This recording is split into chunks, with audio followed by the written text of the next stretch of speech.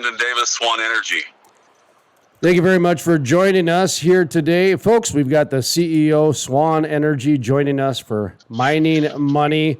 And I am so pumped today because out of all the people I know, Brandon, you are one guy that seems that you go out and get it, and you go out and it. Okay, here's where it comes. A couple of nights ago, my neighbor, he's running for House of, he's running a political office, trying to be a House representative type thing. And he had some people over, and they were talking about the uncertainty out in the marketplace. People aren't sure, kids, school, all these different things. And I remember back when I suffered my first downturn in the oil industry, I went into a analysis of paralysis because I had to reinvent my business model again, and I didn't know what to do. It was a newer industry. So much technology was coming in. I just wanted to go into a corner, rock back and forth in a fetal position because I didn't know what to do. So I got over it, of course, but that is so common, and I think a lot of people are going through that right now. And there was the other night at that political get-together I was at, that's for sure, because everybody seems to have all the answers, but nobody's willing to take a step forward. You seem like the kind of guy that usually takes a step forward regardless, so I wanted to talk to you about that today. How are you doing? It sounds like you're on the road. I am. I'm on my way to an appointment, and I've got a sinus infection, so pardon my nasally noise here. By the way, it sucks to have a little bit of a cold right now because if you cough or sneeze or someone sees you blow your nose, you start getting looked at like that person that could kill the room. Isn't that true? It's an experience I've never had before today, the last few days, and I'm like, okay, well, I guess that's an interesting way of looking at things. So it's been a trip, to say the least. It's a little difficult because, where I'm at, a lot of places require you to wear masks. In fact, there's a city commission fight going on right now whether the city should require everybody to and that sort of thing. But I'll be honest, when I put the mask on, it's hard for me and I cough. And then people are looking at me and at Walmart and I'm going, great, now is security going to come over? So I can't even imagine having a sinus infection. Oh, that would be, anyway. But, first of all, you need to quit whining about wearing a mask. It's not that bad. We have to do it here too in Houston. So but it makes it a little different though because it is. It makes it hard to breathe. That's what I'm saying. Absolutely. That's what I'm saying. I'm with you.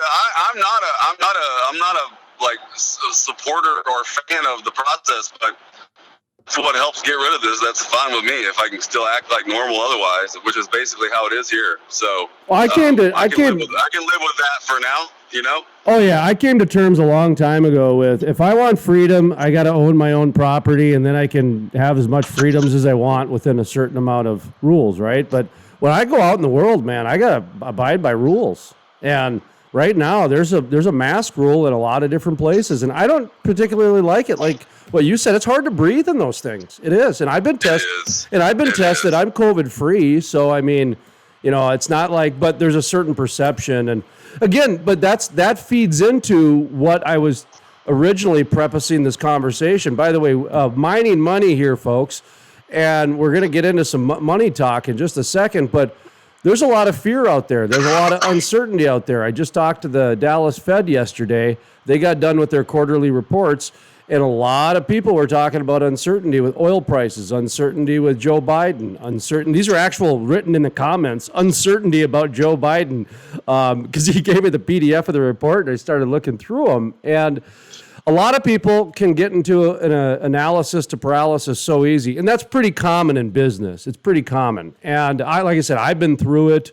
So what advice would you have or what experience have you had before we get into some specific money talk with that as far as either getting over that or recognizing when it happened to you? I don't even know if it's ever happened to you because it happens to me on occasion. Okay. And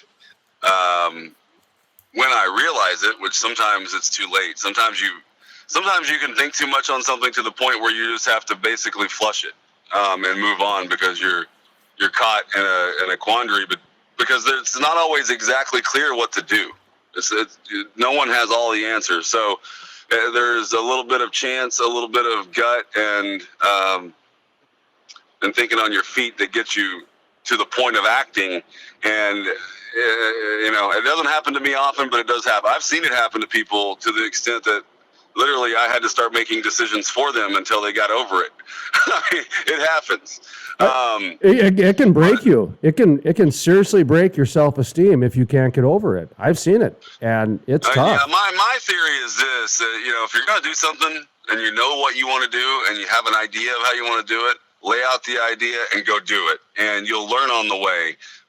You cannot plan for everything ever. It doesn't matter who you are, how smart you are, how much money you have. There's no way you can do that. So a good portion, 99.9% of the time, your plan's going to change every time.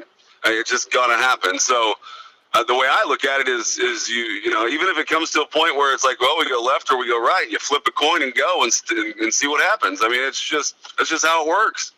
That's right. I mean, know that there's a lot of people out there that want to start businesses that always have these ideas and talk about these things, but never go anywhere with it because they overthink it. Like the thing that makes businesses work are the people that run them, push them, and start them. It's not the business itself. So obviously, it's easier later if you can get a business rolling that will ultimately take care of itself. But in the beginning, it's all you.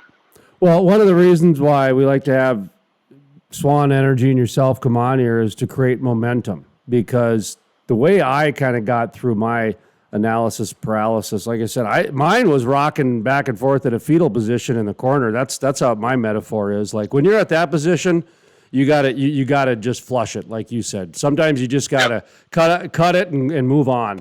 And for me, it's when I get into that fetal position in the corner where it's just, this is all I got left. So you're rocking back and forth in the fetal position. You're still got momentum going. So getting back to momentum, that's when I realized life is really a lot about momentum. And one of the reasons, again, mining money is we want to find out where the momentum is going in certain investment areas, because you need to create momentum in your life. Because if you're getting into that analysis of paralysis and you're sitting around waiting for things to happen, guess what? You do have momentum, only it's going backwards. You're not in control of your momentum because life is moving on without you. When I think of right now, last week when I was talking to Imran and Jeremy, they brought up a good point about buying stocks when it was low and buying Ferraris if it was half price and that sort of thing.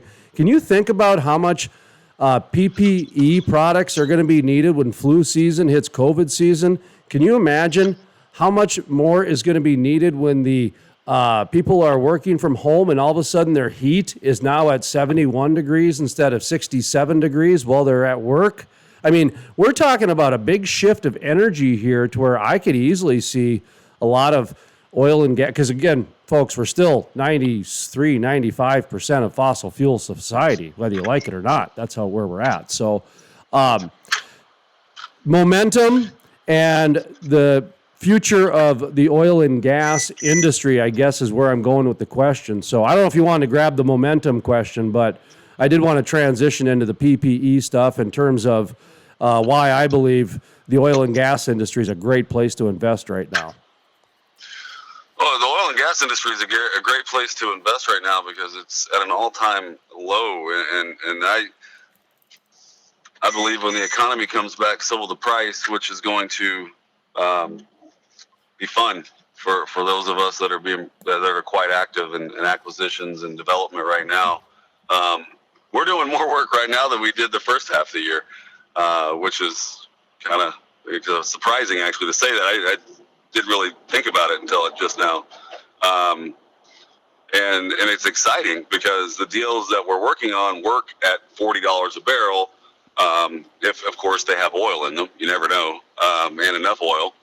But it's nice. There's a lot of opportunity right now, and there's a lot of non-oil and gas people getting out of the business. We've acquired one. I think we just agreed on terms on a second one today, where the people were investors from another place, another country, and just wanted to get out because it's really hard right now. And right now it's probably one of, if not the hardest time in the oil and gas business in a long time, just because of the sustained low price. So I think there is a ton of opportunity. And as far as Ferraris for half price, I wouldn't take one, but I'll definitely buy production and acre and wells that are worth about half of what they were 6 months ago, all day long, because that'll actually make me some money. I don't need a Ferrari. I've had one. Not excited about them. So you mentioned you were a little bit surprised by making things work at $40 oil. Is there any secret to that, or is that just innovation catching up, or are the midstream companies sharpening their pencil that much, I guess? Well, it's all about what you buy and how you buy it. Yeah. Right. So, if, for example, we bought a well that was drilled and cased and needed to be completed, so our economics on just completing that well are far better than they would have been if we had drilled it too. But the company that had it didn't want to complete it. So they were having financial changes. It wasn't even challenges that caused the management to basically disband and get rid of the asset. So it worked out really well for us, and that happens. And there's getting ready to be a lot more of that coming, I think. The next 6 months are going to be very interesting on that side. You mentioned foreign investors. Is that starting to pick up again in terms of interest and inquiries? It's the opposite. Okay. It's the opposite. They're all bailing out. That's what I thought you said a couple of weeks ago. Yeah. Yeah, and that's what we're buying some of that. And there's a lot of really good opportunities out there right now. And okay. I see. They're bailing. So that's how you're getting it. They're bailing. So that's how you're getting it. Okay. I thought they were coming back in, but okay. No. All right. Good deal. That's funny. Well, it's just business. I mean, I can tell you that I've tried to run businesses from a distance. It's hard. And if that, from here to Oklahoma, it's hard. I can only imagine coming from another country. Yeah, that's actually totally different language. Yeah, it's a totally different culture shock. I mean, state to state, Everything. you got county regulations and that sort of thing. So now you start folding in the language barrier and culture and everything else. That's very difficult. Well, just oil and gas is the most difficult industry in the world. It's not conformed. The process that works in one area doesn't work in another, and that other area could be across the river. So, it's a very tricky business, and it's very it's hard to navigate. I couldn't imagine doing it. I couldn't imagine. I've had people come to me and say they're having really good economic opportunities outside the country, and I just have no interest because I have no idea what I'm getting into, and I think that's probably what these guys are realizing. It's a lot harder than it looks. So Swan Energy, you guys are finding some pretty good deals and some pretty good monies, if you will, making things work. $40 oil. We're looking at, I was talking to the Dallas Fed yesterday, and they mentioned the first and second quarter. They saw 60+% drops, declines. And this last quarter was only a 6%. So the stabilization seems to come. That's why I believe right now over the next, last month and then probably over the next, week or two is probably going to be, that's it. And then I think prices are probably going to go up a little bit after the election or right before the election. That's just kind of looking at the tea leaves. And I know there's COVID and I know there's uncertainty and I know this is the oil and gas industry, but you can certainly follow the energy and the trends at times, and it certainly seems going more positive direction than what we experienced the first half of 2020. I hope you're right on the price. I think it'd be great if it came up. It'd be awesome if it came up a lot. But overall, there is a lot of uncertainty, and who knows? I mean, who knows what's going to happen in this winter when it gets cold and everybody starts getting the flu and COVID's going on. I mean, we'll see. Well, that's what I'm saying. I think the consumption's going to go up without a doubt. Just off of it'll have to. Right, just off of temperatures and the fact that we need more PPE products. I don't know. Last time I checked, most of these personal protection equipments that all the hospitals and schools and businesses are ordering, they're made out of plastic. These are not glass masks. These are nylon and different fabrics and all kinds of things. So, I mean, That's what I'm seeing. Is I'm seeing an increase in demand for oil and gas products as necessity for society. That's why I think this is really an important time to invest, because it's gonna. I mean, this is one of those times where we're gonna look back at it and say, "Wow, if I only would have done then." But I had a buddy tell me earlier today that if you can't make money over the next 6 months that we're going to see, then you're probably never going to. And he was kidding, but the point was that there's going to just be that much opportunity out there. No, that's true. There's gonna, it's like going to a buffet instead of, as far as opportunities to do things versus what it was a year ago. You had to scrounge it up on under the table. So it's just, there's a lot of things moving right now, and good and bad. But movement is what makes the world go round. Whether it's up or down, it doesn't matter. Something's going up, something else is going down. It's just the way it is. So. Well, I remember after the PPP loans and the CARES Act stuff, and when the dust settled, basically my message was, "Hey guys, they just printed like $3, $4, $5 trillion. Go get it. They just printed it. Go get it." And right after they did that, all these people started buying houses and shit too. It was crazy. Well, and that's just it. That's what I'm saying. Is people, you can get as upset or happy or whatever, but the point is, that was a lot of money to really inject into the marketplace. And what you're saying is right, though, is there is a time period, and there almost is a little bit of an expiration date that happens when that kind of that gold rush goes away. And I totally agree. Yep. The next 3 to 6 months after that, it's going to be tough. I believe that. I do. Between now and the end of the year, it'll be interesting to see what happens. Well, that's why I'm heading down to Texas. Smart man. I don't blame you. My kids are in school, and that's a little bit different than it used to be. But the whole PPP angle is interesting. I hadn't really thought about that much until you said that. I'll do some digging on it. Well, that's really, I talked to the Federal Reserve guys about that off the air a little bit, because they wouldn't budge on the air.